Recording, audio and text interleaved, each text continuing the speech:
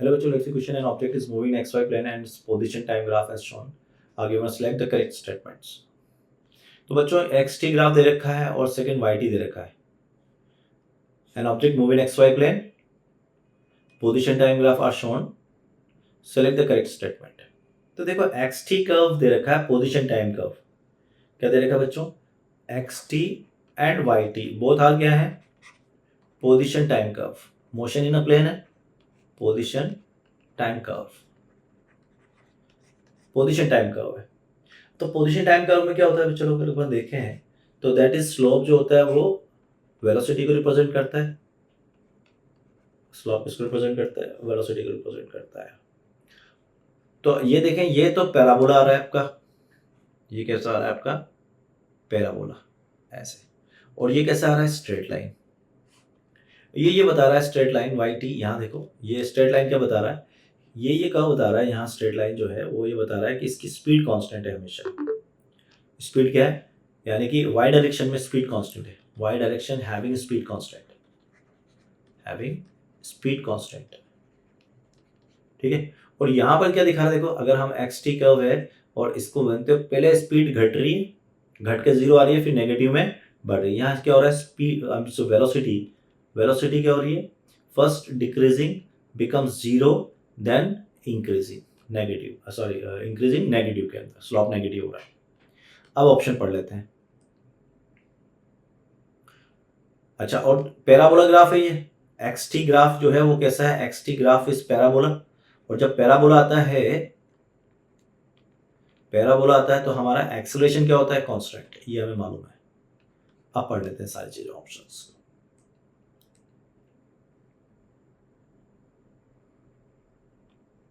Motion of object is non uniform acceleration. गलत बात.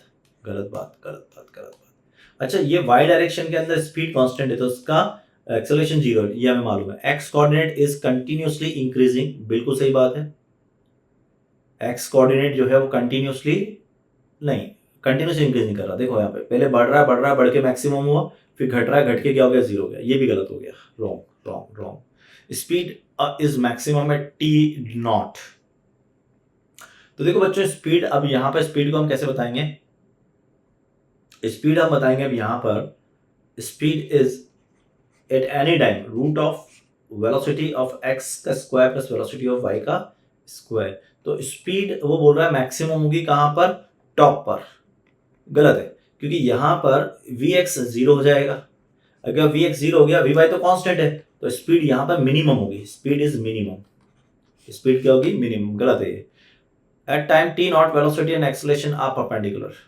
अब अगर t नॉट की बात करें, t नॉट देखो यहां तो एक्सेलरेशन है ही नहीं, ay कितना है यहाँ जीरो, एक्सेलरेशन केवल यहां पर x इज नॉट जीरो. ठीक है. और यहां पर जो हो रहा है वो वेलोसिटी के दो कंपोनेंट है.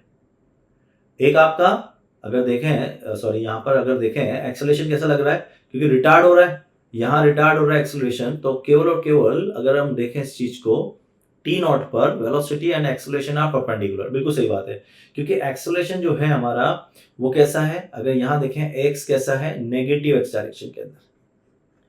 ठीक है. और यहां पर एक्स तो जीरो है, ए वाई तो जीरो है यहाँ पर. इसका मतलब जब इस टी नॉट पे बात करूंगा तो टी नॉट पे केवल क्या होगी, ए वाई होगी, वेलोसिटी होगी वाई डायरेक्शन में. अगर मैं बात करूं एट टॉप पर, अगर मैं हाईएस्ट पॉइंट पे बात करूंगा तो क्या होगा, उसके पास केवल वेलोसिटी होगी इन वाई डायरेक्शन.